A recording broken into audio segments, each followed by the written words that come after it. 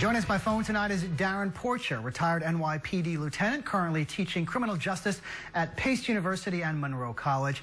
Professor, thank you for your time tonight. Why do you think cops are recovering fewer illegal guns? The police commissioner and other NYPD brass say they don't necessarily think it's because of a reduction in stop, question, and frisk. Well, I think there's a compilation of three issues. The first thing is Floyd versus the city of New York. That's basically the stop and frisk lawsuit that came against the police department was one component, coupled with the rise in gang activity, marijuana arrests, and activity by parolees. That combination of those three components are attributing factors to the increase in, to the decrease in the gun arrests that we've had in the city. But what troubles me is, generally speaking, the cold weather months, we usually see a decrease in crime. We see a decrease in crime. However, we're at an increase. Starting next month, when we're looking at April, May, etc., generally during the hotter months, crime increases. So it's going to be interesting to see how the police department attacks this particular issue in connection with the decrease in gun arrests. Yeah, it's doubtful we'll see the number of street stops increase dramatically under Mayor de Blasio. He campaigned against excessive use of the tactic. Summer all-out program is returning. What else can be done to get guns off the streets? Well, one of the key components is omnipresence, as you mentioned, and that's basically the all-out initiative that utilizes officers that are on desk duty and put them on patrol functions. However, I think there needs to be a greater infusion of the specialized units to attack this problem. When we think in terms of plainclothes officers, I think that enforcement initiative is paramount in connection with increasing the number of gun arrests. Are gun buyback programs working effectively? Are people actually responding to them anymore? Well, generally speaking, the gun buyback programs, I mean, they're an additive. However, that's only one component in the larger mechanism in removing these guns from the street. Generally speaking, these gun buybacks are held in churches, houses of worship, etc. The number of guns they bring in is somewhat limited.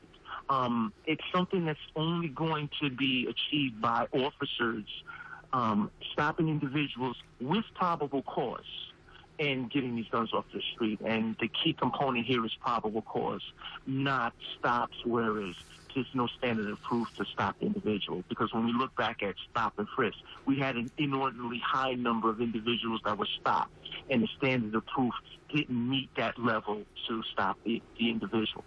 While I have you, today the National Latino Officers Association held a news conference to protest what they called a summons and arrest quota system where officers, quote, earn points to stay in precinct specialized units. Now, I've had officers call this show over the years and say the quota claims are true. I've also had officers call this show and say they're not true. What light can you shed on this for us?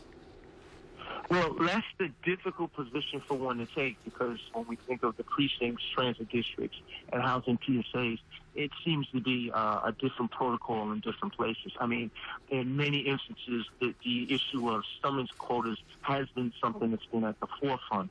But in terms of gaining an actual number, in terms of where these numbers are coming from, it's different. It's very difficult to make that assessment at this time in terms of how high the quotas are. But the quotas have been something that's constantly been on at the forefront of this.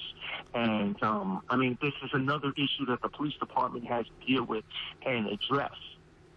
In general terms, what would happen if an officer went, let's say, a month without an arrest or a summons? Is there any punishment or discipline if that happened? Okay, generally, when we think of quantitative statistics, each month an officer has what's referred to as an activity report. And the activity report details the quantitative action that's taken by the officer throughout the course of the month. Now, if an officer fails to produce some level of activity, then that would be something that would be considered in connection with the officer's evaluation or transfer to another unit. So these activity reports do in fact play a role in terms of the officer's career transfers, etc. What about discipline? Would they be disciplined if they had or just transferred and maybe a new environment changes the habits?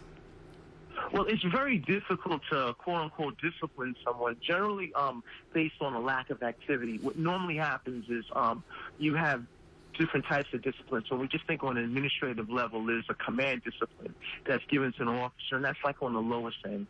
And it's for you to give someone a command discipline for a lack of activity is highly unlikely. However, the officer's more prone to receive an undesirable post. When I say an undesirable post, generally a post where the officer's not interested in, or a commander may seek out things that officer may like in particular and transfer that officer, I should say, move that officer to a position where he or she is uncomfortable in that position.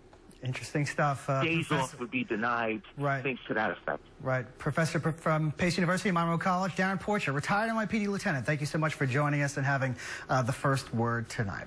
We'll take a break and hear from you next. You surprised by the drop in the number of guns being recovered by police? What's your reaction to claims of a quota system at the NYPD?